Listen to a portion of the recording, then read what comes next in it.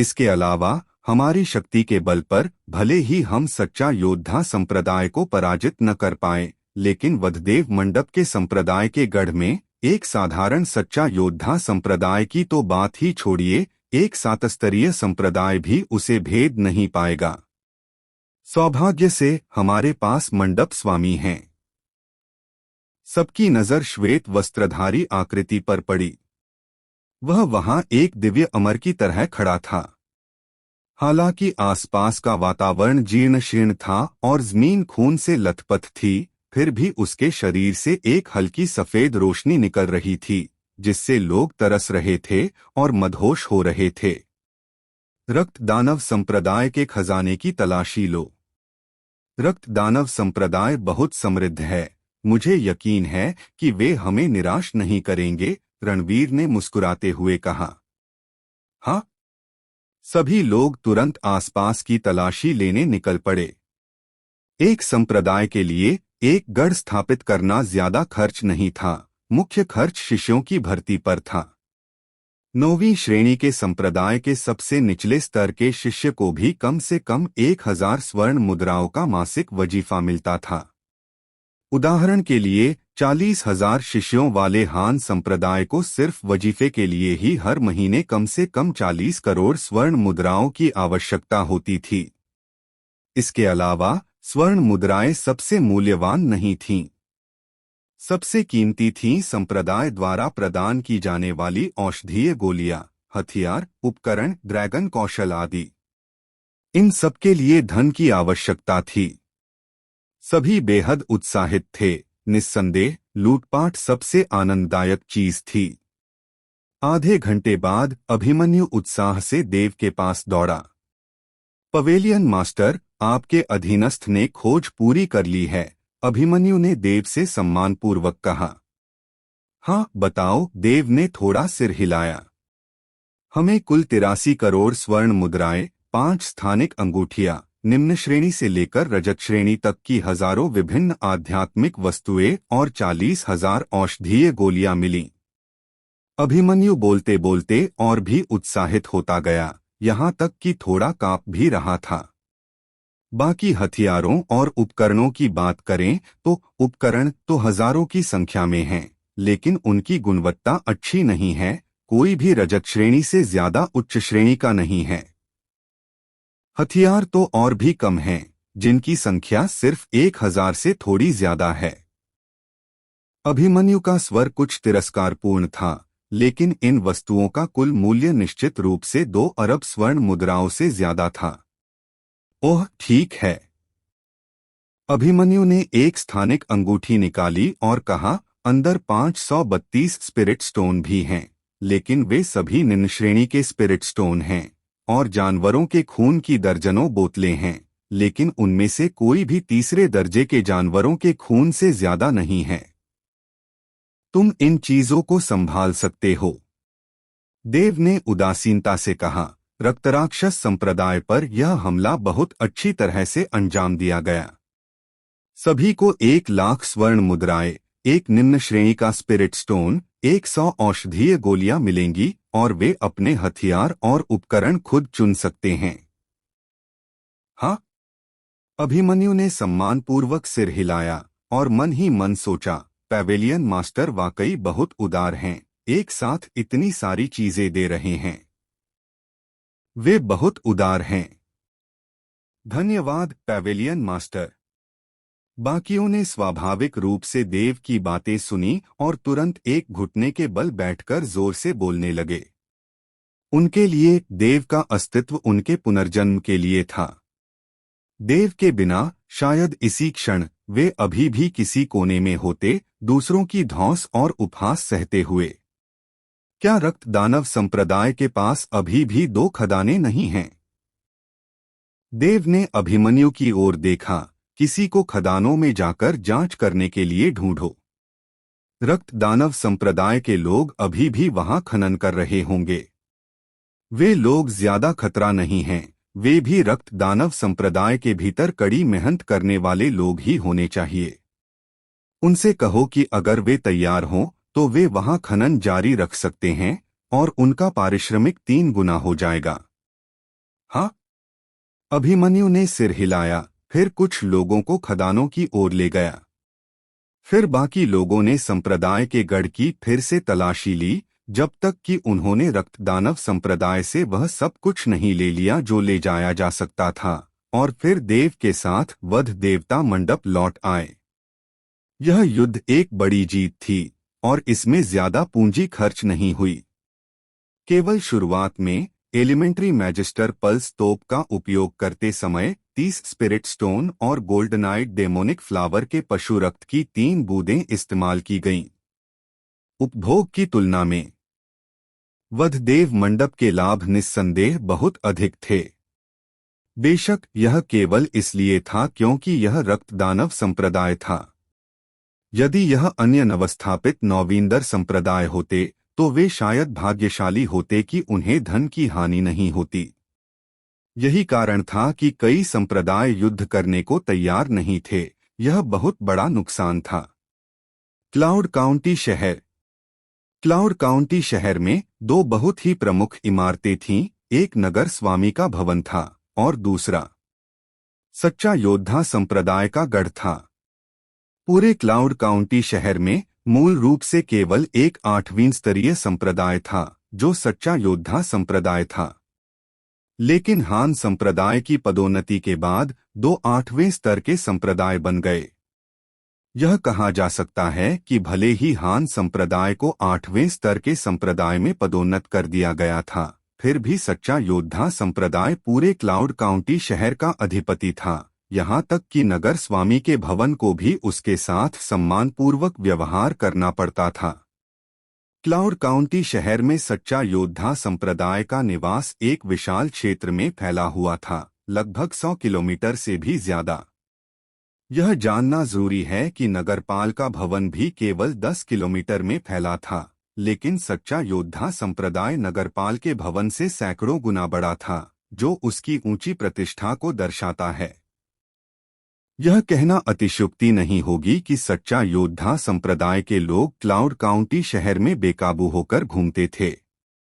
जब भी वे दिखाई देते, दूसरे लोग उनसे बचने की पूरी कोशिश करते, और अगर उन्हें उकसाया जाता तो परिणाम बेहद दुखद होता। और इसके लिए सच्चा योद्धा संप्रदाय ने ज्यादा नियंत्रण नहीं लगाया, क्योंकि सच्चा योद्धा संप्रदाय को बेकाबू होकर घूमने का अधिकार था। इस वजह से क्लाउड काउंटी शहर के कई लोगों ने शिकायत की, लेकिन उनके पास कोई समाधान नहीं था। इस समय सच्चा योद्धा संप्रदाय के निवास पर गिरधर ने उदास भाव से एक अधेड़ उम्र के व्यक्ति से कहा, मंडप स्वामी, वसंत ने एक क्रिस्टल के माध्यम से संदेश भेजा है कि रक्त दानव संप्रदाय को वध देवता मंडप ने नष्ट कर दिया है। वध देवता मंडप। अधेड़ उम्र के व्यक्ति के चेहरे पर एक निशान था, और यह सुनकर निशान थोड़ा सा हिल गया, और उसने ठंडे स्वर में कहा, क्या वध देवता मंडप एक 8वीं श्रेणी का संप्रदाय है? नहीं, यह एक 9वीं श्रेणी का संप्रदाय है, और रक्त दानव संप्रदाय की तरह इसकी स्थापना अभी अभी हुई है, गिरधर ने कहा। क्या? कोई तुरंत खड़ा हुआ और अविश्वास से बोला, क्लाउड काउंटी शहर के क्षेत्र में केवल 10 नए स्थापित संप्रदाय हैं, और एक 9वीं श्रेणी का संप्रदाय है जो रक्त दानव संप्रदाय को नष्ट कर सकता है। इसमें कोई आश्चर्य की बात नहीं थी कि उसने इस तरह प्रतिक्रिया दी, क्योंकि सच्चा योद्धा संप्रदाय के सहयोग से रक्तदानव संप्रदाय वास्तव में बहुत मजबूती से विकसित हुआ था। अब तक अन्य संप्रदाय मुश्किल से 1000 से ज्यादा शिष्यों की भर्ती कर पाए थे, लेकिन रक्तदानव संप्रदाय 15,000 लोगों तक पहुंच गया था, और यह सख्त भर्ती आवश्यकताओं की शर्त के तहत था, अन्यथा वे पहले ही 20,000 तक पहुंच चुके होते। इतनी बड़ी संख्या में लोगों के साथ वहां खड़े होने मात्र से ही शायद अन्य नवम श्रेणी संप्रदाय कांप उठते। रक्तदानव संप्रदाय के साथ युद्ध शुरू करने की हिम्मत तो दूर की बात है। और अब रक्तदानव संप्रदाय वास्तव में नष्ट हो गया था। क्या इस वधदेव मंडप के पीछे किसी सप्तस्तरीय संप्रदाय का समर्थन है? अधेड़ उम्र के व्यक्ति की भौहें फिर से तन गईं। यह व्यक्ति सच्चा योद्धा संप्रदाय का संप्रदाय गुरु था। खलील, मुझे नहीं पता कि कोई सातस्तरीय संप्रदाय उनका समर्थन कर रहा है या नहीं, लेकिन मेरी जांच के अनुसार वधदेव मंडप का हान संप्रदाय से घनिष्ठ संबंध प्रतीत होता है। कहा जाता है कि अपनी स्थापना के शुरुआती दौर में वे शिष्यों का चयन करने के लिए हान संप्रदाय के पास भी गए थे। गिरधर ने कहा, हान संप्रदाय? खलील का चेहरा काला पड़ गया। कितना दुस्साहस! उन्हें अभी अभी 8वें दर्जे के संप्रदाय में पदोन्नत किया गया है और वे इस संप्रदाय के लिए मुसीबत खड़ी करने की हिम्मत कर रहे हैं। लगता है सच्चा योद्धा संप्रदाय बहुत लंबे समय से बहुत शांत रहा है और वे इस संप्रदाय को एक बीमार बिल्ली की तरह मानने लगे हैं। रक्त दानव संप्रदाय के विनाश के साथ वधदेव मंडप का नुकसान कम नहीं होना चाहिए, है ना? खलील के पीछे एक युवक खड़ा था। उसका चेहरा पीला था, मानो वह जानलेवा बीमारी से ग्रस्त हो, और उसकी आवाज बहुत ही स्त्रीवत थी। यह? गिरधर हिचकिचाया। उसे समझ नहीं आ रहा था कि उसे बोलना चाहिए या नहीं। क्या बात है? खलील ने गिरधर की ओर देखा। खबरों के अनुसार स्लॉटर गॉड पैवेलियन में कोई हताहत नहीं हुआ। गिरधर ने आह भरी। यह खबर सुनकर भी वह बेहद स्तब्ध रह गया। संप्रदायों के बीच कौन सा युद्ध खून की नदी नहीं था। एक ही स्तर पर बिना हताहत हुए किसी संप्रदाय को नष्ट करना असंभव था, जब तक कि वह एक उन्नत संप्रदाय और एक निम्नस्तरीय संप्रदाय के बीच न हो, जिससे शक्ति का भारी अंतर पैदा हो जाता। यह कैसे संभव है? क्या ऐसा हो सकता है कि स्लॉटर गॉड पैवेलियन में ड्रैगन गॉड दायरे के विशेषज्ञ हों? युवक ने गहरी आवाज में कहा। मुझे इस बारे में नहीं पता, लेकिन शुरू से आखिर तक स्लॉटर गॉड पैवेलियन से सिर्फ 7 लोगों ने ही कार्रवाई की। कहा जाता है कि उनमें से 5 ड्रैगन ब्लड रियल्म के थे, एक ड्रैगन कोर रियल्म का था, और आखिरी वाले की बात करें तो वह ड्रैगन वेन रियल्म का था। गिरधर ने आगे कहा। Dragon when realm? यह शब्द सुनते ही वहां मौजूद सभी लोग चुप नहीं बैठ सके। ड्रैगन वेन रियल्म विशेषज्ञ का कार्रवाई करना कोई अजीब बात नहीं थी, लेकिन इस ड्रैगन वेन रियल्म विशेषज्ञ को मिलाकर कुल मिलाकर सिर्फ 4 लोग थे, और उन्होंने ब्लड डेमन सेक्ट को नष्ट कर दिया। गिरधर, तुम्हारी खबर थोड़ी बेतुकी है ना? युवक ने व्यंग्य किया। 4 लोगों ने ब्लड डेमन सेक्ट के लगभग 10,000 से ज्यादा लोगों का सफाया कर दिया। क्या तुम मजाक कर रही हो? गिरधर कुछ नहीं बोली। अगर किसी और ने उससे इस तरह बात करने की हिम्मत की होती तो वह उसे पहले ही थप्पड़ मार चुका होता। आखिरकार वह सच्चा योद्धा संप्रदाय का उपसंप्रदाय नेता था। लेकिन यह युवक खलील का बेटा नीरव था। मुझे भी इस पर विश्वास नहीं हो रहा। एक और बूढ़ा आदमी खड़ा हुआ और सिर हिलाते हुए बोला, अगर 4 ड्रैगन देव क्षेत्र विशेषज्ञ कार्रवाई कर रहे होते तो मैं निश्चित रूप से कुछ नहीं कहता, लेकिन इन 4 में सबसे ज्यादा ड्रैगन कोर क्षेत्र ही सबसे ऊपर था। क्या वसंत और बाकी लोग बस हल्के में हैं? कहा जाता है कि ड्रैगन शिरा क्षेत्र विशेषज्ञ वधदेव मंडप का मंडप स्वामी है। गिरधर ने आगे कहा। क्या? सबकी आंखें चौड़ी हो गईं। एक ड्रैगन शिरा क्षेत्र विशेषज्ञ एक संप्रदाय के संप्रदाय स्वामी के रूप में सेवा कर रहा है। गिरधर जानता था कि वे उस पर विश्वास नहीं करते, इसलिए उसने हाथ हिलाकर कहा, उसे ऊपर लाओ। जल्द ही एक युवक को ऊपर लाया गया जिसका चेहरा पीला था और आंखें अभी भी आतंक से भरी थीं। उसने अभी भी रक्त दानव संप्रदाय के कपड़े पहने हुए थे, लेकिन कपड़े पहले से ही खून से लथपथ थे। उस आदमी के चेहरे पर कुछ सुन्नता थी। खलील और दूसरों का सामना करने के बाद वह घुटने टेककर अभिवादन करना भूल गया था। बस वहीं भावशून्य सा खड़ा था, कांप रहा था, विचारों में खोया हुआ। थप्पड़! उसके बगल में खड़े पहरेदार ने उस आदमी के चेहरे पर थपथपाया और ठंडे स्वर में चिल्लाया, संप्रदाय गुरु को देखकर तुम घुटने टेककर अभिवादन क्यों नहीं कर रहे हो? युवक का होश तुरंत लौट आया और धड़ाम से जमीन पर घुटनों के बल बैठ गया। संप्रदाय गुरु को नमस्कार। नमस्कार। बताओ असल में क्या हुआ था? खलील ने पूछा।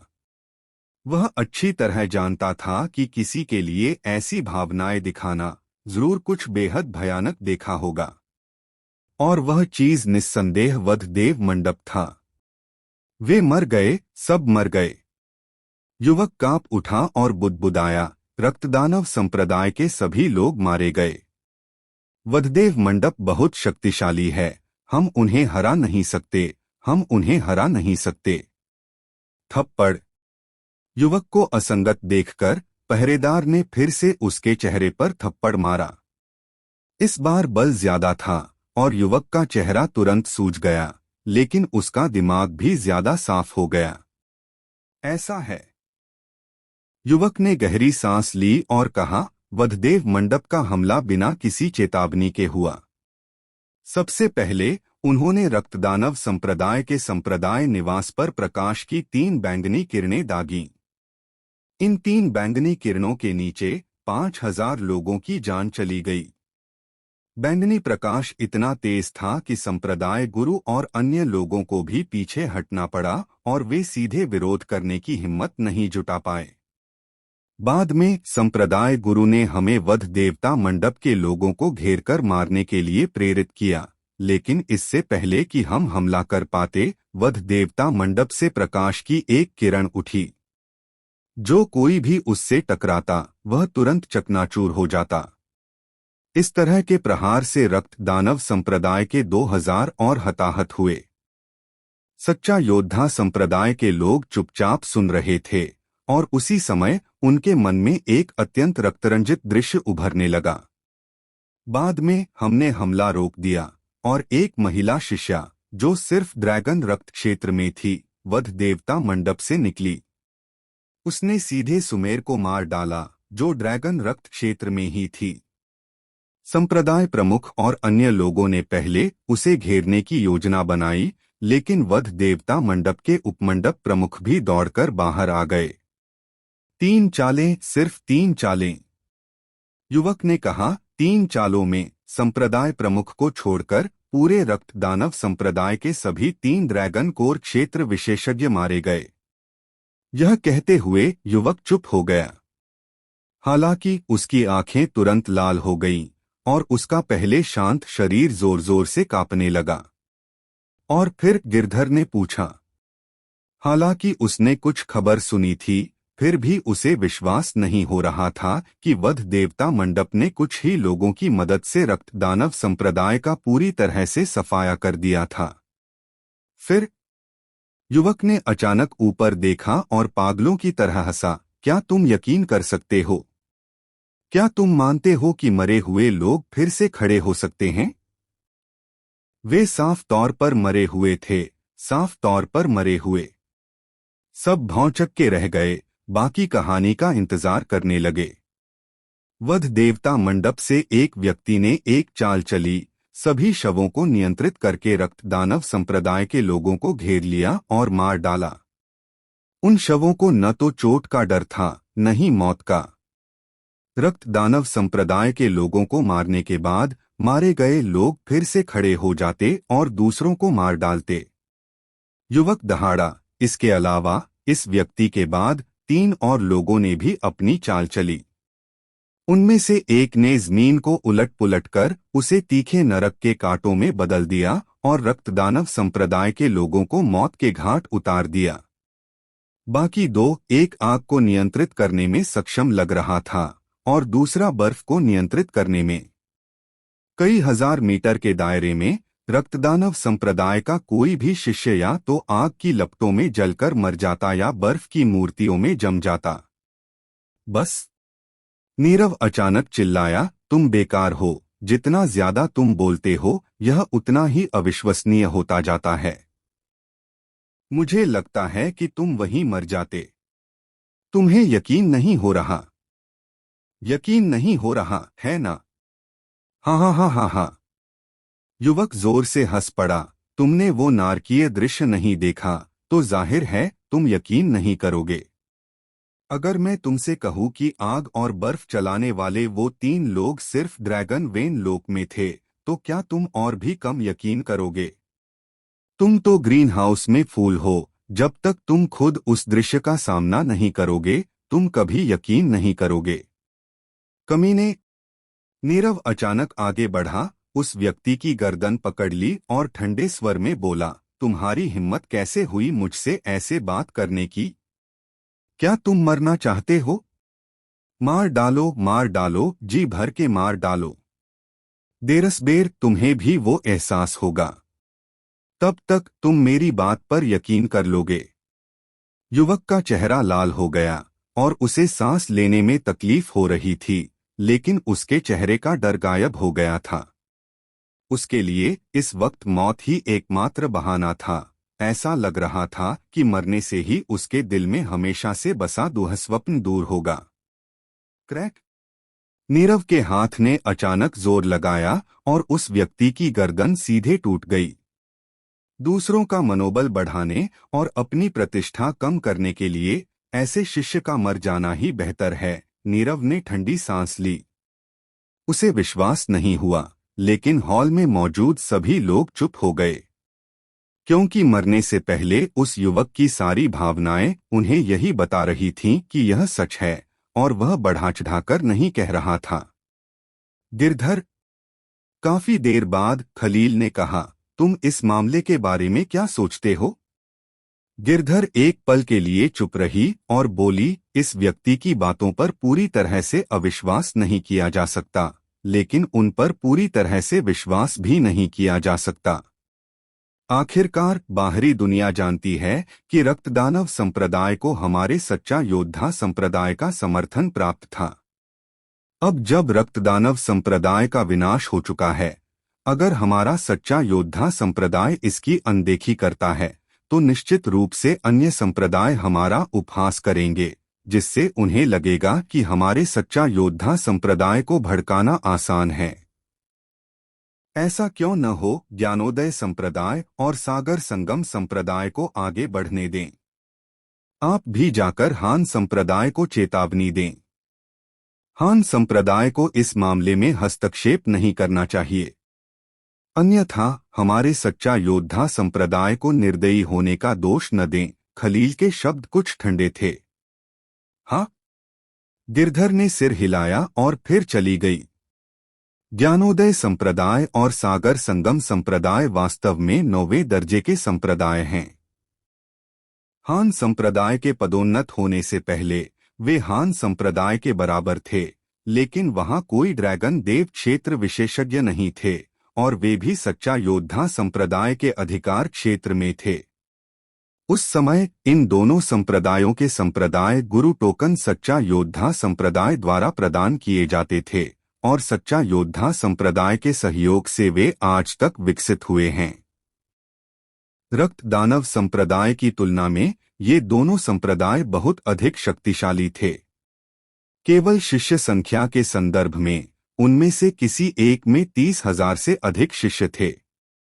दोनों महान संप्रदायों के संप्रदाय गुरु ड्रैगन कोर क्षेत्र शिखर के व्यक्ति थे और उनके अधीन लगभग 10 ड्रैगन कोर क्षेत्र विशेषज्ञ और दर्जनों ड्रैगन आत्मा क्षेत्र विशेषज्ञ थे।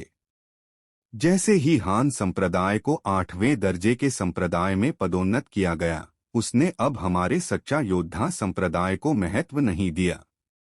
इस बार वध देवता मंडप का विनाश हान संप्रदाय के लिए भी एक सबक होगा, जिससे उन्हें पता चल जाएगा कि उन्हें क्या करना चाहिए और क्या नहीं। नीरव ने ठंडी सांस ली। उसी समय क्लाउड काउंटी शहर में एक खबर फैल गई। रक्त दानव संप्रदाय, जो अभी अभी स्थापित हुआ था, लेकिन दोपहर के सूरज की तरह चमक रहा था, जिससे अनगिनत लोग उसमें शामिल होना चाहते थे, का विनाश हो गया। क्या तुमने सुना? रक्त दानव संप्रदाय का वास्तव में विनाश हो गया। यह सचमुच अविश्वसनीय है। रक्त दानव संप्रदाय इतना शक्तिशाली था। कई लोगों ने कभी कहा था कि रक्त दानव संप्रदाय की विकास गति के साथ यह जल्द ही क्लाउड काउंटी शहर के 9वें दर के संप्रदायों में शीर्ष संप्रदाय बन जाएगा। इसके अलावा जब तक कोई ड्रैगन देव क्षेत्र विशेषज्ञ प्रकट होता, रक्त दानव संप्रदाय सीधे 8वें दर के संप्रदाय में आगे बढ़ने की योग्यता रखता। लेकिन किसने सोचा होगा कि इसका वास्तव में विनाश हो जाएगा? क्या उस वध देव मंडप में सचमुच 100 से कम लोग हैं? मुझे लगता है कि ज्यादा लोग होंगे। वे सब कह रहे हैं कि वध देव मंडप में कोई हताहत नहीं हुआ और 10 से भी कम लोगों ने पूरे रक्त दानव संप्रदाय का सफाया करने की कोशिश की। यह क्या बकवास है? कुछ लोगों ने हजारों लोगों को मार डाला। एक दिव्य पुस्तक बताना भी इतना अतिशयोक्तिपूर्ण नहीं होगा। वध देवता मंडप भी एक 9वीं दर का संप्रदाय है। ऐसा लगता है कि वे पहले बहुत छिपे हुए थे, लेकिन वे जो कह रहे हैं वह वाकई अविश्वसनीय है।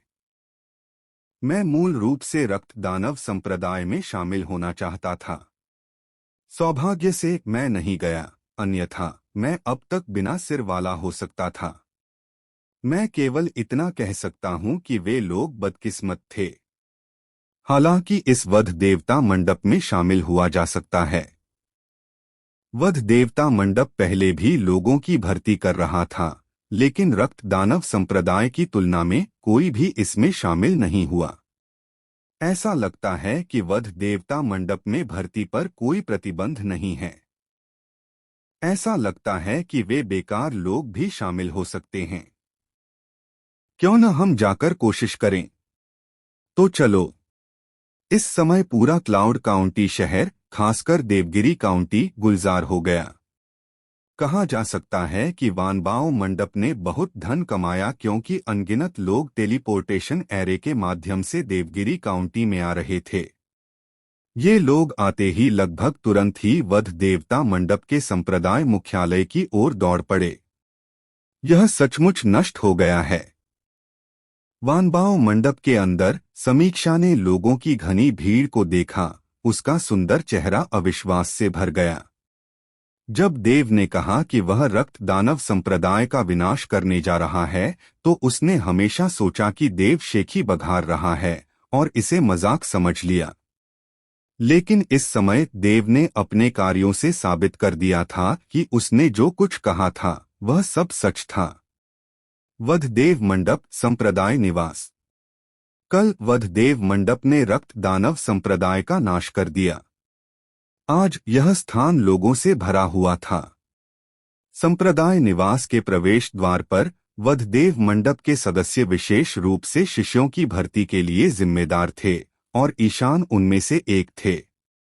निःसंदेह बैंगनी रात्रि दिव्य रक्षक दल के नेता के रूप में ईशान इन मामलों का प्रबंधन नहीं कर रहे थे, बल्कि किसी भी परेशानी को रोकने के लिए निगरानी कर रहे थे। वध देव मंडप में शिष्यों की भर्ती के लिए वास्तव में कोई शर्तें नहीं थीं, जो कोई भी इसमें शामिल होना चाहता था।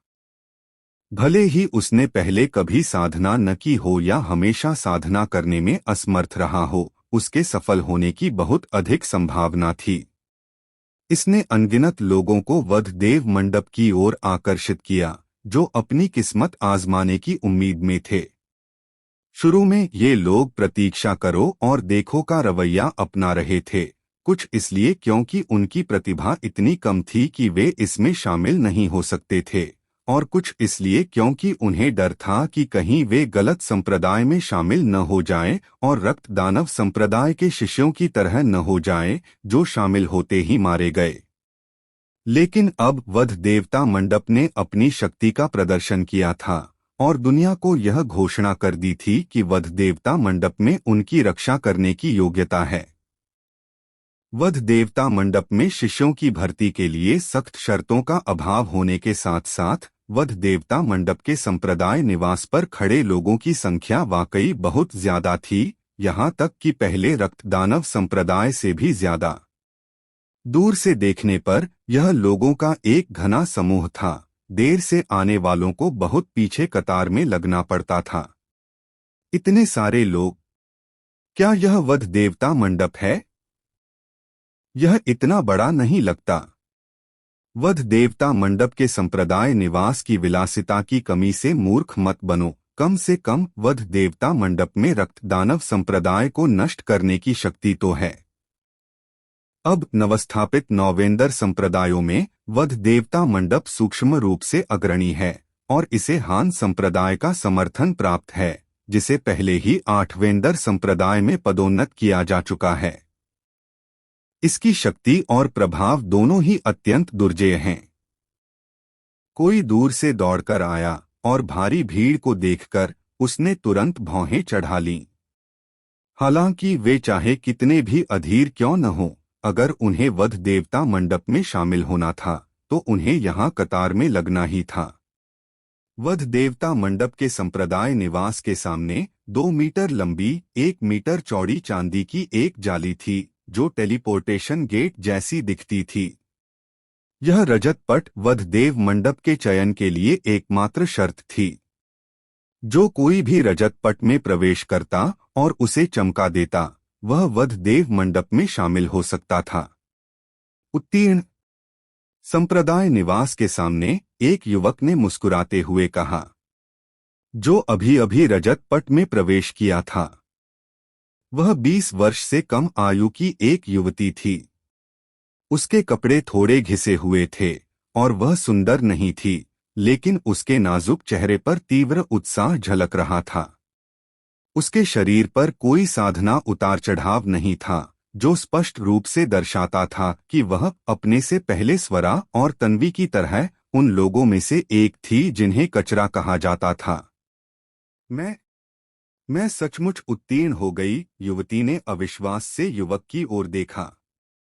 युवक का नाम अर्जुन था और वह वध देव मंडप के उज्ज्वल चंद्र दिव्य रक्षक का सदस्य था। युवती का अविश्वास देखकर अर्जुन मुस्कुराया और सिर हिलाया। हाँ, तुम पास हो गई। मैं पास हो गई, सचमुच पास हो गई।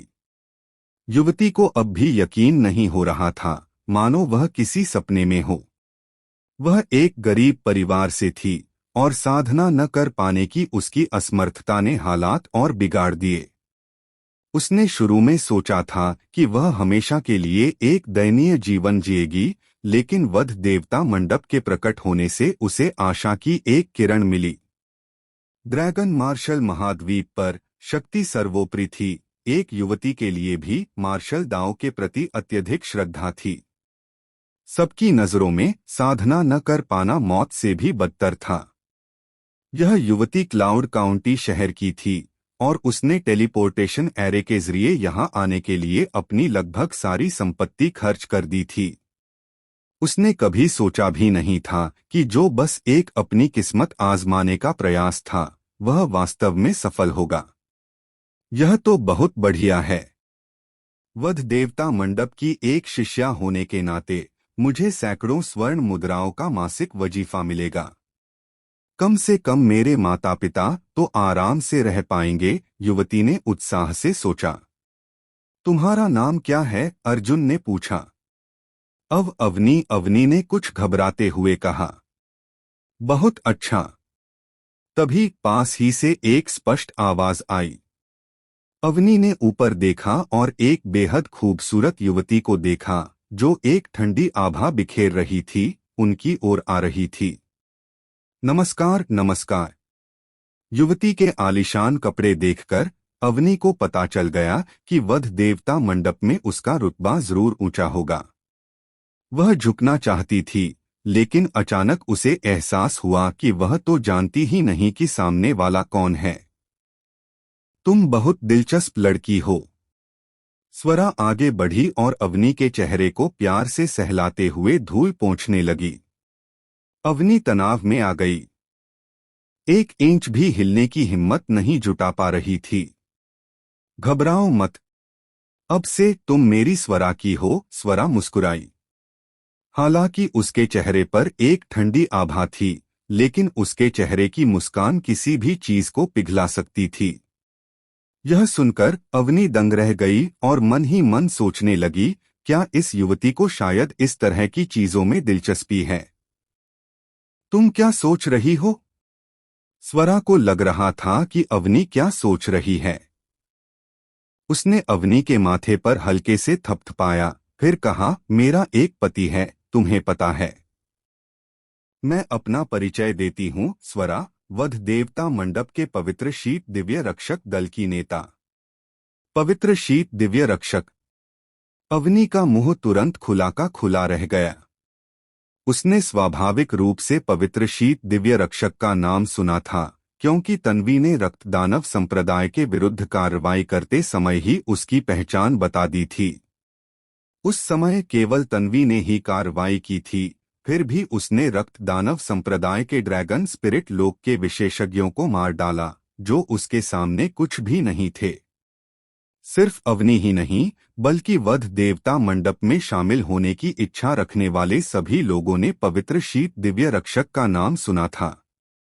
अवनी ने कभी सोचा भी नहीं था कि सिर्फ वध देवता मंडप में शामिल होना ही उसके लिए काफी होगा। पवित्र शीत दिव्य रक्षक में शामिल होना तो दूर की बात है, क्या यह सचमुच स्वर्ग की कृपा थी जिसने उसे अपना जीवन बदलने की अनुमति दी? तुम अभी भी वहां क्यों खड़ी हो? जल्दी करो और कमांडर स्वरा के साथ अपने कपड़े बदलो, अर्जुन ने मुस्कुराते हुए कहा। अवनी ने भावशून्य भाव से सिर हिलाया और स्वरा के साथ चली गई। कितना अफसोस की बात है। हालांकि बहुत से लोग साधना नहीं कर सकते, लेकिन विशेष शारीरिक बनावट वाले लोग बहुत कम हैं। पूरी सुबह हो चुकी है और कई लोगों का जादूगर प्रतिभा के लिए परीक्षण सकारात्मक आया है, लेकिन विशेष शारीरिक बनावट वाला केवल एक ही है। अर्जुन ने सिर हिलाया और आह भरी। सैनिक गुणवत्ता के बारे में होते हैं, मात्रा के बारे में नहीं। ईशान ने कहा, पवेलियन मास्टर ने एक बार कहा था कि विशेष शारीरिक बनावट वाला प्रत्येक व्यक्ति एक बार अपनी शारीरिक बनावट सक्रिय हो जाने पर असाधारण शक्ति प्राप्त कर लेगा। यह कमांडर स्वरा और तन्वी से देखा जा सकता है। पवित्र शीत दिव्य रक्षक में अभी तक केवल 3 लोग हैं, लेकिन इन तीनों की युद्ध शक्ति भयानक रूप से प्रबल होगी। सचमुच? अर्जुन ने सिर हिलाया, फिर भीड़ से चिल्लाया, अगला। अवनी के पीछे कतार में एक बूढ़ा आदमी था। यह बूढ़ा आदमी 60 से ज्यादा उम्र का लग रहा था। उसके बाल सफेद हो गए थे, उसका शरीर झुका हुआ था और वह एक बेंत पर टिका हुआ था। उसके शरीर पर साधना में कोई उतार चढ़ाव नहीं था, जिससे साफ जाहिर था कि वह अवनी की तरह साधना नहीं कर सकता था। लेकिन इस बूढ़े आदमी की उम्र सचमुच काफी ज्यादा थी। बूढ़े आदमी को देखकर अर्जुन भी भौहें चढ़ाए बिना नहीं रह सका। स्क्वाड लीडर, क्या वह थोड़ा ज्यादा बूढ़ा नहीं है? अर्जुन ने ईशान की ओर देखा। ईशान के चेहरे पर शांति थी जब उसने कहा, मंडप के मास्टर ने कहा है कि उम्र की परवाह मत करो। जब तक किसी में वध देवता मंडप में शामिल होने की प्रतिभा है, उम्र कोई मुद्दा नहीं है। इसके अलावा व्यक्ति जितना बड़ा होता है, उसने उतनी ही ज्यादा कठिनाइयों का अनुभव किया होता है और उसकी मनःस्थिति बहुत स्थिर होती है। थोड़ी साधना से वह वध देवता मंडप में कुछ पद ग्रहण कर सकता है। ठीक है। अर्जुन ने असहाय होकर सिर हिलाया, स्क्रीन की ओर इशारा करते हुए कहा, बूढ़े आदमी, आपको बस इस स्क्रीन में प्रवेश करना है। मैं आपको बता दूंगा कि आप पास होते हैं या नहीं। हम। बूढ़े आदमी ने सिर हिलाया, एक गहरी सांस ली और स्क्रीन में कदम रखा। फुस। जैसे ही बूढ़े ने पर्दे पर कदम रखा, पर्दा अचानक कांप उठा और फिर पर्दे के अंदर से एक चौंका देने वाली बैंगनी रोशनी फूट पड़ी। क्या? अर्जुन अचानक उठ खड़ा हुआ, उसकी आंखें चौड़ी हो गईं और वह अविश्वास से सामने के दृश्य को देख रहा था। न केवल वह बल्कि ईशान और बाकी लोग भी ठंडी सांस लेते हुए जोर से कांपने लगे। यह असल में बैंगनी है। ईशान बहुत देर तक स्तब्ध रहा, फिर उसने अर्जुन की ओर देखा और मुस्कुराते हुए कहा, क्या अब तुम्हें मंडप स्वामी का मतलब समझ आया? बैंगनी प्रतिभा। जब तक मंडप स्वामी उसे साधते रहेंगे, उसकी ताकत शायद बहुत जल्द हमारी ताकत से आगे निकल जाएगी। अर्जुन ने आश्चर्य से सिर हिलाया। उसने उम्मीद नहीं की थी कि जिस बूढ़े को वह पहले थोड़ा नीचा समझता था, उसमें इतनी अद्भुत प्रतिभा होगी। या यूं कहें कि यह प्रतिभा नहीं, बल्कि एक शारीरिक बनावट थी, स्वरा और अन्य लोगों की तरह एक विशेष शारीरिक बनावट। यह चांदी का प्रकाश पर्दा 3 प्रकार की योग्यताओं का मूल्यांकन करता था। पहला प्रकार एक विशेष शारीरिक बनावट की योग्यता थी, जिसे 7 श्रेणियों में विभाजित किया गया था: लाल, नारंगी, पीला, हरा, नीला, नीला और बैंगनी। दूसरा प्रकार जादूगर की योग्यता थी, जिसे पहले, दूसरे, तीसरे, चौथे, पांचवें, छठे और सातवें स्तरों में विभाजित किया गया था। तीसरा प्रकार मार्शल दाओ प्रतिभा की योग्यता थी, जिसे भी 7 श्रेणियों में विभाजित किया गया था, लेकिन चरणों के अनुसार वर्गीकृत किया गया था: पहला चरण, दूसरा चरण, 7वां चरण। इस तरह अर्जुन और अन्य लोगों के लिए सीधे यह जानना आसान हो गया कि दूसरे पक्ष में क्या प्रतिभा है। और यह बूढ़ा व्यक्ति वास्तव में बैंगनी रंग की विशेष शारीरिक बनावट श्रेणी का था। यह जानना जरूरी है कि इस चांदी के प्रकाश पर्दे के प्रकट होने के बाद स्वरा और तन्वी का भी संक्षिप्त मूल्यांकन किया गया था और वे केवल नीला श्रेणी के थे। जहां तक अवनी की बात है, वह उनसे एक रैंक नीचे थी, बस हरी थी। बूढ़े आदमी, तुम्हारा नाम क्या है? अर्जुन ने गहरी सांस लेते हुए पूछा। रुद्रप्रताप, बूढ़े आदमी ने कहा। उसकी आवाज कुछ शांत थी, हालांकि उस शांति के नीचे एक हल्का कंपन सुनाई दे रहा था, लेकिन रुद्रप्रताप ने उसे बहुत अच्छी तरह छिपा लिया था। जैसा कि ईशान ने कहा था, एक व्यक्ति जितना बूढ़ा होता है, उसने उतने ही बड़े तूफानों का अनुभव किया होता है। रुद्रप्रताप मन ही मन उत्साहित था, लेकिन वह उतना अशांत नहीं लग रहा था जितना होना चाहिए था। वध देवता मंडप में शामिल होने के लिए बधाई, अर्जुन ने मुस्कुराते हुए कहा। धन्यवाद। रुद्रप्रताप ने अर्जुन के हाथ से संत शीत दिव्य रक्षक का अनोखा चिन्ह लिया और वध देवता मंडप में प्रवेश किया। मुझे यकीन नहीं हो रहा, यह असल में एक बैंगनी रंग का रैंक है। एक बार जब वह साधना कर लेगा तो वह कितना मजबूत हो जाएगा। अर्जुन ने रुद्रप्रताप की झुकी हुई बूढ़ी पीठ को देखा और मन ही मन आह भरी। अगला, फिर रुद्रप्रताप ने फिर से भीड़ की ओर देखा। यहाँ प्रतिभा का मूल्यांकन करना भी एक विशेष रूप से संतुष्टिदायक बात थी, क्योंकि एक बार रुद्रप्रताप जैसे असाधारण प्रतिभा वाले किसी व्यक्ति की खोज हो जाए तो वे भी बहुत खुश होंगे। इसके अलावा आगे देखें तो इन सभी लोगों की खोज उन्होंने ही की थी। भविष्य में जब वे बड़े होंगे, अगर उनमें जरा भी विवेक होगा तो वे आज की दयालुता को नहीं भूलेंगे। दफा हो जाओ। जैसे ही अर्जुन एक एक करके प्रतिभाओं का मूल्यांकन कर रहा था, भीड़ अचानक अस्तव्यस्त हो गई। क्या हो रहा है? अर्जुन ने भौहें चढ़ाई और दूसरी ओर देखा। कई अधेड़ उम्र के पुरुष दूर से चलते हुए दिखाई दे रहे थे। जो भी उनके रास्ते में आता, उसे कठोरता से धक्का देकर हटा रहे थे। कुछ लोग पहले तो गुस्से में थे, लेकिन जब उन्होंने इन चंद लोगों से निकलती जानलेवा क्यूई को महसूस किया, तो उनका गुस्सा तुरंत दब गया।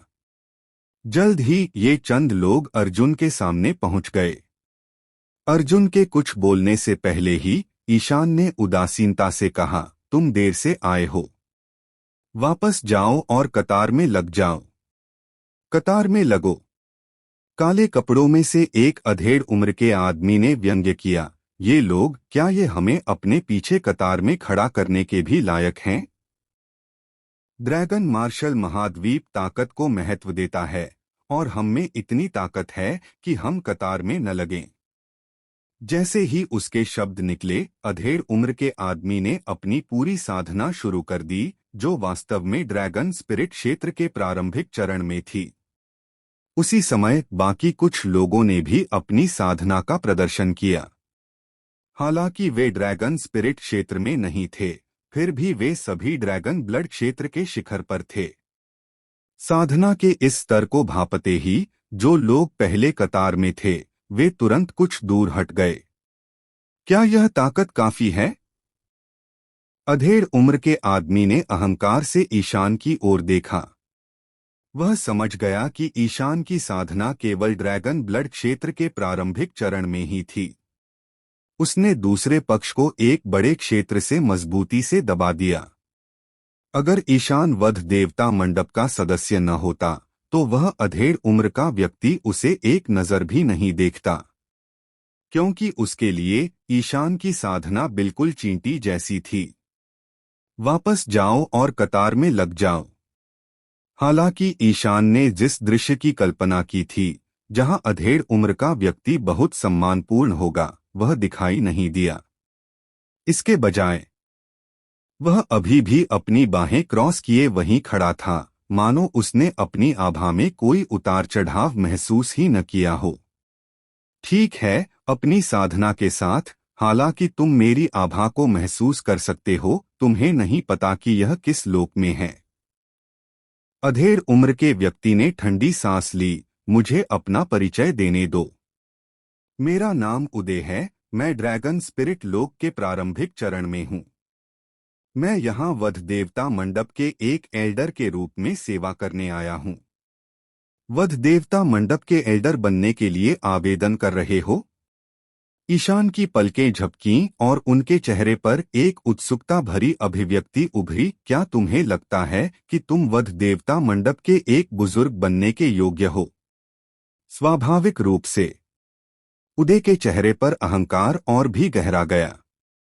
उसकी नजर वध देवता मंडप में सभी पर पड़ी। एक भी ड्रैगन स्पिरिट क्षेत्र से आगे नहीं बढ़ पाया।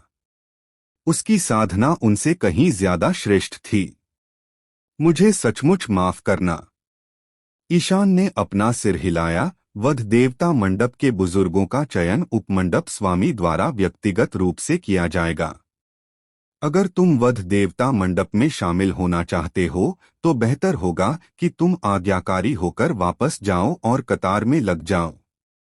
अहंकार, तुम मुझसे इस तरह बात करने की हिम्मत कैसे करोगे? उदय के चेहरे पर तुरंत ठंडक छा गई। ड्रैगन ब्लड लोक में तुम बस एक छोटे से बदमाश हो। मैं तुमसे सम्मान के नाते बात कर रहा हूं। अगर मैं वध देवता मंडप का बुजुर्ग नहीं बन सकता तो क्या तुम्हें लगता है कि तुम में बनने की क्षमता है? तुमने क्या कहा? ईशान ने भौहें चढ़ाई। उसका चेहरा बर्फीला हो गया। मैंने कहा था, तुम्हारी अल्प साधना के साथ तुम्हें मुझसे बात करने का भी अधिकार नहीं है। उदय ने ठंडी सांस ली। बेवकूफ! उदय के घमंडी व्यवहार को देखकर अर्जुन ने अपना सिर हिलाया और ईशान के बोलने से पहले ही दो शब्द बोल दिए। यहाँ बहुत सारे लोग कतार में खड़े थे। कुछ लोग सुबह से ही यहाँ थे, पूरी सुबह तक इंतजार करते रहे। उन्होंने उदय जैसा घमंडी व्यक्ति पहले कभी नहीं देखा था। साले, मुझे गाली देने की तेरी हिम्मत कैसे हुई? उदय ने अचानक अर्जुन की तरफ देखा। अर्जुन जरा भी डरा नहीं। उसने अपनी आंखें थोड़ी ऊपर उठाईं और उदासीनता से कहा, मैंने तुम्हें गाली दी थी। तुम इसमें क्या कर सकते हो? यह कहते हुए अर्जुन ने मन ही मन और भी आह भरी। यह आदमी हद दर्जे का मूर्ख था। एक ड्रैगन स्पिरिट लोक प्रारंभिक चरण साधक होने के नाते उदय वध देवता मंडप में क्यों शामिल हुआ? क्या इसलिए नहीं कि वह वध देवता मंडप की ताकत जानता था? रक्त दानव संप्रदाय में लगभग 10 ड्रैगन स्पिरिट लोक साधक और 4 ड्रैगन कोर लोक साधक थे, फिर भी वध देवता मंडप द्वारा उनका विनाश कर दिया गया। अर्जुन को विश्वास नहीं हुआ कि उदय इस बात से अनजान था। लेकिन उदय को वध देवता मंडप की दुर्जेय शक्ति का स्पष्ट ज्ञान था, फिर भी वह इतना घमंडी था। अगर वह मूर्ख नहीं तो क्या था? मूर्ख, बहुत बड़ा मूर्ख। वध देवता मंडप सचमुच एक भव्यता का प्रतीक है।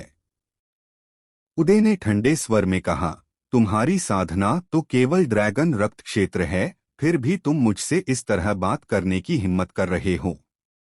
क्या वध देवता मंडप इतना शक्तिशाली है कि वह ड्रैगन आत्मा क्षेत्र के साधकों को भी अस्वीकार कर देता है? हम घमंडी और आत्ममहत्व। वध देवता मंडप कुछ खास नहीं है। शक्तिशाली साधकों को नजरअंदाज करके और इन बेकार लोगों को चुनकर ऐसा लगता है कि वध देवता मंडप उतना अच्छा नहीं है जितना हमने सोचा था। बाहरी दुनिया में यह बात फैल रही है कि वध देवता मंडप में प्रतिभा का पता चलता है। अब ऐसा लगता है कि यह अफवाह थोड़ी बढ़ा चढ़ाकर कही गई है। उदय के पीछे खड़े कुछ अधेड़ उम्र के लोग भी बोले। उनके शब्द तिरस्कार और घृणा से भरे थे और कतार में खड़े लोगों की ओर उनकी निगाहें उपहास से भरी थीं। उनकी निगाहों को देखकर कतार में खड़े लोगों के दिलों में गुस्सा भर आया, लेकिन वे बोलने की हिम्मत नहीं जुटा पाए, क्योंकि उदय और बाकी लोग वाकई उनसे कहीं ज्यादा ताकतवर थे और उन्हें अपने हाथ के एक झटके से मार सकते थे। तुम्हारा मतलब यह है कि तुम्हारी साधना मजबूत है और तुम सब प्रतिभाशाली हो? ईशान ने उदय की ओर देखा। हम प्रतिभाशाली हो या न हो, कम से कम साधना के मामले में हम तुमसे कहीं ज्यादा ताकतवर हैं, उदय ने तिरस्कार से कहा। अच्छा। ईशान थोड़ा मुस्कुराया और अर्जुन से कहा, चूंकि ये महान शक्तियां इतने आश्वस्त हैं, तो तुम्हें उन्हें यह देखने देना चाहिए कि क्या वधदेव मंडप का उज्ज्वल चंद्र दिव्य रक्षक वास्तव में अपनी प्रतिष्ठा के लायक है। हाँ? अर्जुन ने सिर हिलाया, अपने शरीर से हल्के से धूल झाड़ी और उदय और बाकियों के सामने चल दिया। एक एक करके या एक साथ, अर्जुन ने शांति से कहा। घमंडी। उदय के चेहरे पर गुस्सा आ गया और उसने ठंडी सांस लेते हुए कहा, रवि, उसे खून के प्यासे साहसी समूह की ताकत दिखाओ। हे छोटे बदमाश, अगर तुम मर भी गए तो मुझे ज्यादा सख्ती करने का दोष मत देना। एक अधेड़ उम्र का आदमी उदय के पीछे से निकला। उसके चेहरे पर एक क्रूर मुस्कान थी। जैसे ही उसकी आवाज धीमी हुई, उसका शरीर सीधे अर्जुन की ओर दौड़ा। बाहर आओ, धधकते सूर्य याओ राक्षस। अर्जुन ने मन ही मन एक मंत्र पढ़ा। जैसे ही वह रवि उस पर वार करने वाला था, अचानक उसके बगल में एक आकाशीय द्वार प्रकट हुआ। उस आकाशीय द्वार से चिलचिलाती गर्मी से भरी एक विशाल आकृति फूट पड़ी। उसके तीखे पंजों ने सीधे रवि के शरीर पर वार किया और रवि को बचने का भी मौका नहीं मिला। धमाका! एक धीमी सी आवाज निकली, रवि की आंखें चौड़ी हो गईं और मुंह से ताजा खून की एक बूंद निकली। उसी समय उन तीखे पंजों ने उसकी छाती को खरोंच दिया। तुरंत 5 भयानक घाव दिखाई दिए और रवि की छाती से ढेर सारा ताजा खून बहने लगा, इतना कि उसकी पीली सफेद हड्डियां भी अंदर दिखाई दे रही थीं। हम उदय और बाकी लोगों के चेहरे पर काले धब्बे पड़ गए।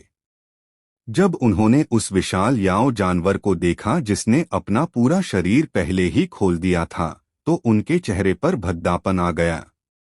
अर्जुन के बगल में एक याओ जानवर खड़ा था जिससे एक तीखी चमक निकल रही थी।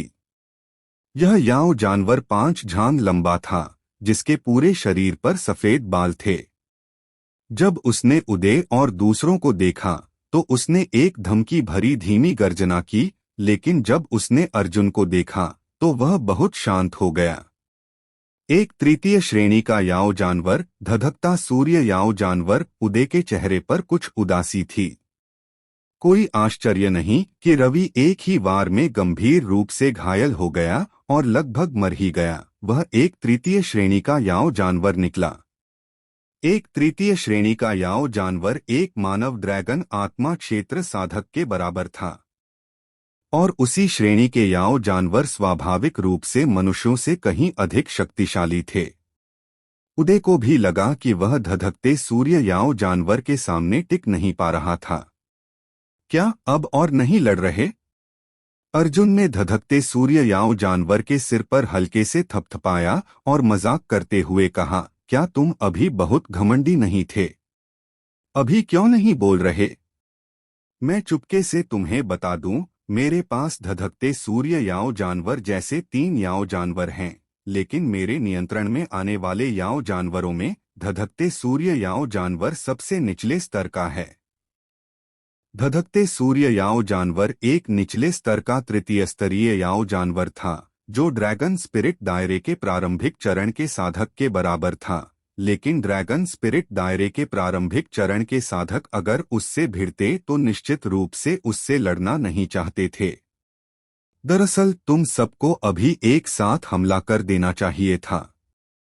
इस तरह हालांकि तुम सब घायल हो जाते, लेकिन उसकी चोटें उतनी गंभीर नहीं होती, है ना? अर्जुन ने उदय की ओर इशारा करते हुए आह भरी, कितना अफसोस है। तुम्हारे अहंकार की वजह से ही उसे इतनी गंभीर चोटें आईं। मुझे लगता है उसकी ड्रैगन नसें टूट गई हैं। उसकी ड्रैगन रक्त क्षेत्र शिखर साधना तो जैसे बच ही नहीं पाएगी। कमीना। उदय का चेहरा इतना उदास था कि मानो उससे पानी टपक रहा हो। उसकी मुट्ठियां कसी हुई थीं, काश वो ऊपर जाकर अर्जुन को थप्पड़ मार देता। लेकिन अर्जुन के सामने धधकते सूर्य याओ जानवर की पहरेदारी के बीच उसकी हिम्मत कैसे हुई? और जो लोग अभी भी कतार में खड़े थे, उन्होंने भी यह दृश्य देखा। उनके चेहरों पर उत्साह और राहत की हल्की सी झलक थी। अहंकारी हो, है ना? तो फिर अहंकारी ही बने रहो, है ना? क्या अभी वे बहुत अहंकारी नहीं थे? अब वे सब खामोश क्यों हैं? अभी अभी उदय और अन्य लोगों ने उनका बहुत अपमान किया था, लेकिन वे अपना गुस्सा जाहिर करने की हिम्मत नहीं जुटा पाए। अब अर्जुन को उन्हें सबक सिखाने के लिए एक ही वार में एक व्यक्ति को अपंग बनाते देख वे तुरंत खुशी से फूले नहीं समाये। और इसी उत्साह में वे वध देवता मंडप में शामिल होने के लिए और भी दृढ़ हो गए। अर्जुन केवल ड्रैगन रक्त क्षेत्र था, फिर भी उसके पास एक तृतीय स्तरीय याओ जानवर था। ड्रैगन आत्मा क्षेत्र का साधक भी उसके विरुद्ध जाने की हिम्मत नहीं कर सकता था। इस भावना के बारे में सोचते ही लोग उत्साहित हो जाते थे। अगर तुम अब और लड़ना नहीं चाहते तो यहाँ से चले जाओ। वध देवता मंडप तुम्हारे जैसे घमंडी और अहंकारी लोगों का स्वागत नहीं करता। अर्जुन के चेहरे के भाव अचानक ठंडे पड़ गए।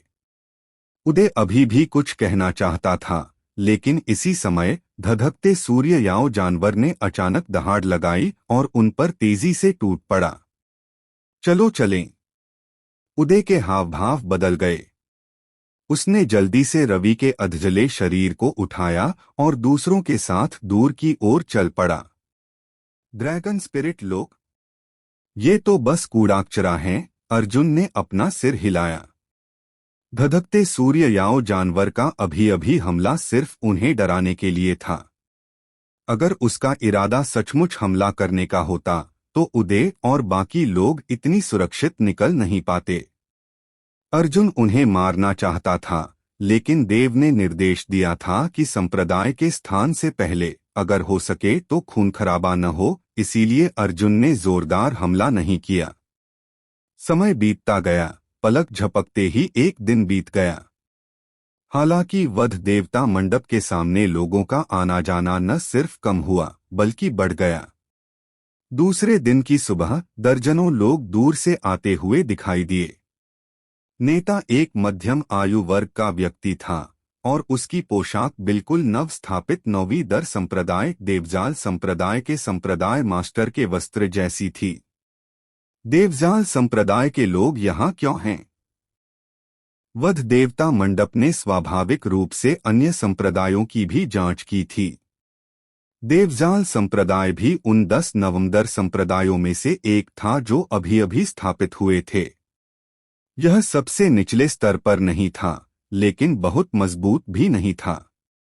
हालांकि देवजाल संप्रदाय और वध देवता मंडप में एक समानता थी, दोनों की कोई पृष्ठभूमि नहीं थी, दोनों का विकास पूरी तरह से उनके संबंधित संप्रदाय गुरुओं द्वारा किया गया था।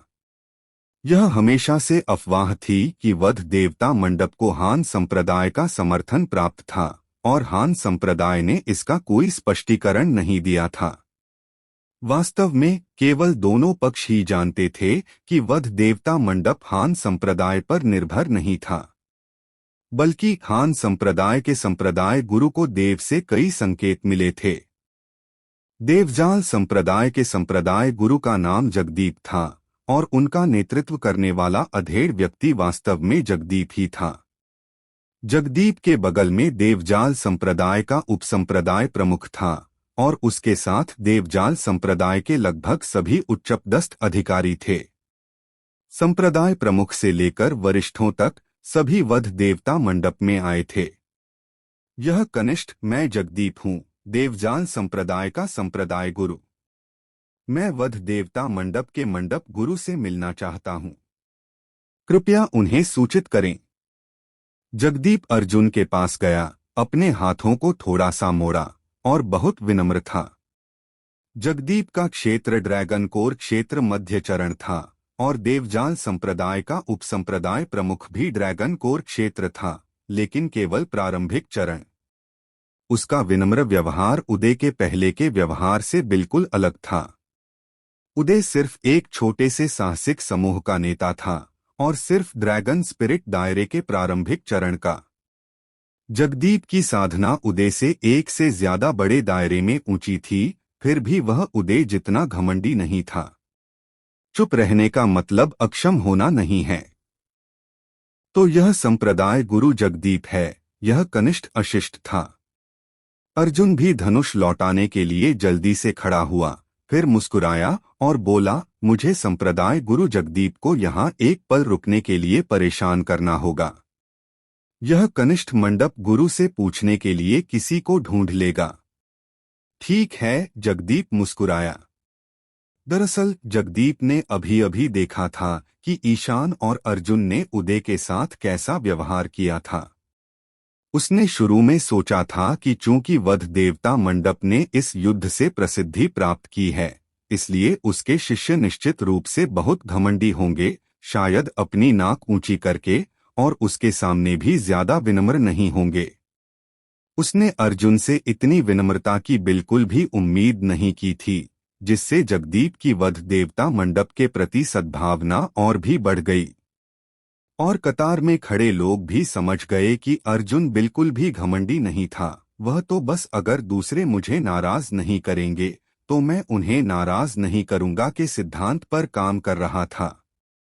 अगर उदय जैसा कोई बहुत घमंडी होता तो अर्जुन उसे सबक सिखा देता, लेकिन अगर देवजाल संप्रदाय के संप्रदाय गुरु जैसा कोई इतना विनम्र होता तो अर्जुन भी विनम्रता से बात करता।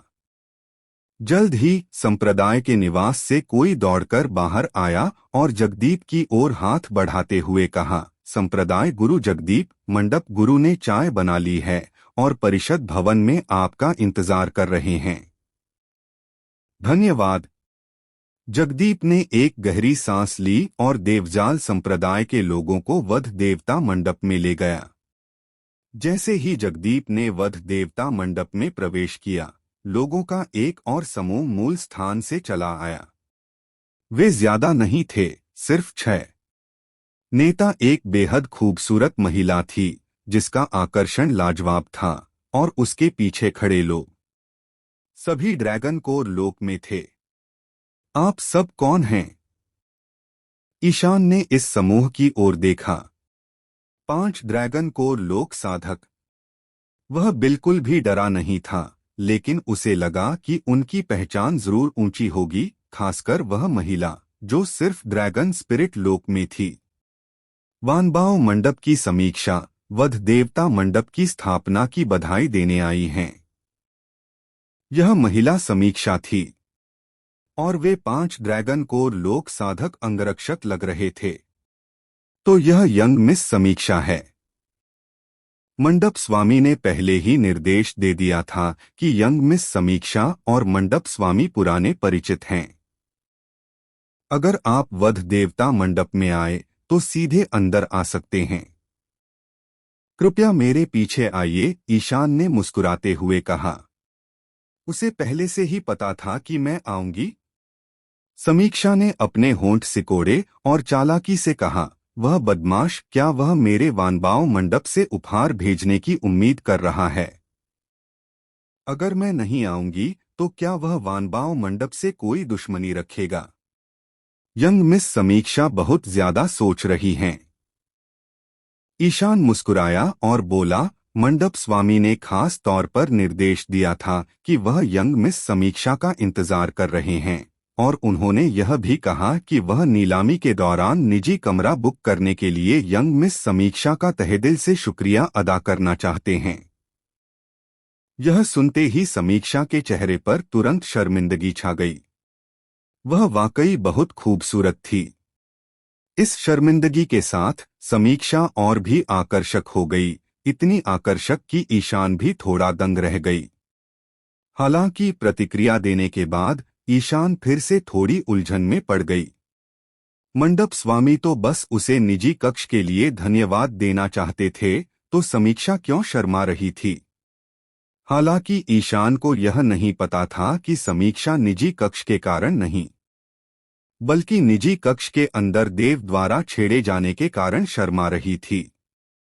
इसके बाद ईशान समीक्षा को वध देवता मंडप में ले गया, और वानबाओ मंडप के बाद एक संप्रदाय वध देवता मंडप में आए, जिनमें से अधिकांश 10 नवमदर संप्रदाय थे जो अभी अभी स्थापित हुए थे। एक अष्टमदर संप्रदाय भी था, जो हान संप्रदाय था।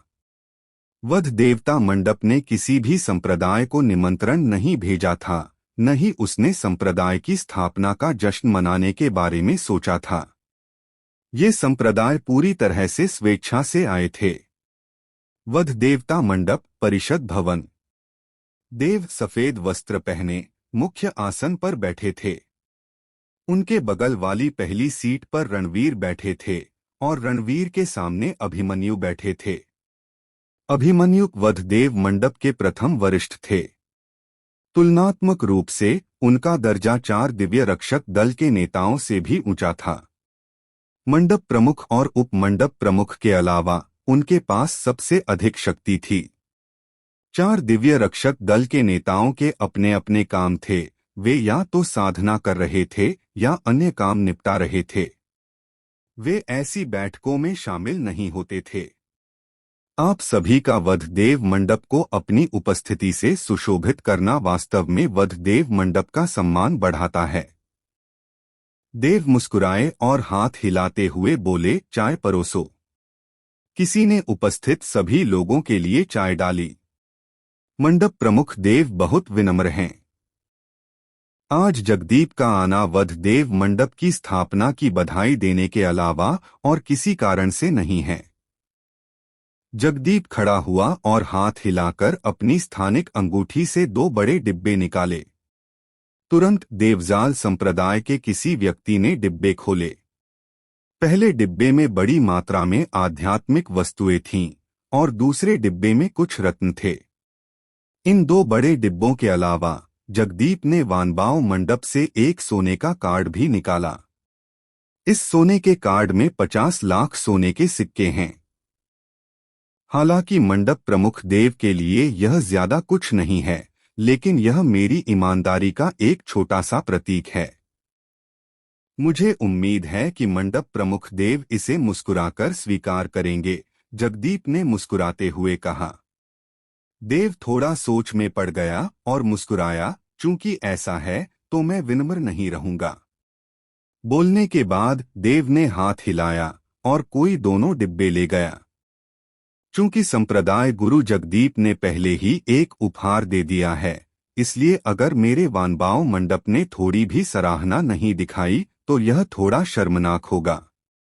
समीक्षा मुस्कुराई और उसके नाजुक हाथ में एक सुनहरा कार्ड दिखाई दिया।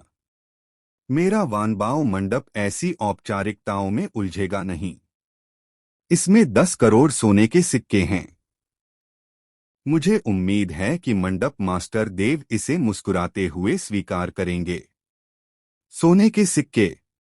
देव ने समीक्षा को घूरते हुए अर्थपूर्ण मुस्कान दी, लगता है वानबाओ मंडप में सोने के सिक्कों से ज्यादा उपयुक्त उपहार है। ज्यादा उपयुक्त। समीक्षा एक पल के लिए स्तब्ध रह गई, फिर प्रतिक्रिया व्यक्त की। उसका चेहरा लाल हो गया और उसने गुस्से से कहा, बेशर्म। समीक्षा की शर्मिंदगी और गुस्सा दूसरों की नजर में एक बिगड़ा हुआ काम लग रहा था। वहां मौजूद सभी लोग अलग अलग संप्रदायों के उच्च पदस्थ व्यक्ति थे, तो उनमें से किसमें विवेक की कमी थी? देव के शब्दों और समीक्षा के हाव भाव से साफ जाहिर हो रहा था कि उन दोनों के बीच कुछ अस्पष्ट सा मामला जरूर हुआ होगा। मंडप प्रमुख देव, मेरा सिल्वर वुल्फ पैलेस भी अभी अभी स्थापित हुआ है और इसकी तुलना देवजाल संप्रदाय या वानबाओ मंडप से नहीं की जा सकती, लेकिन ये 10 लाख सोने के सिक्के मेरे महल की ईमानदारी की एक छोटी सी निशानी हैं। मुझे उम्मीद है कि मंडप प्रमुख देव इन्हें स्वीकार करेंगे। एक अधेड़ उम्र का आदमी, जिसकी आभा प्रचंड थी, खड़ा हुआ, हाथ हिलाया और एक सुनहरा कार्ड तुरंत देव की ओर उड़ गया। यह दृश्य देखकर वहां मौजूद सभी लोग भौंचक्के रह गए। उपहार देना ठीक है, लेकिन यह उपहार थोड़ा ज्यादा अहंकार से दिया गया था, है ना?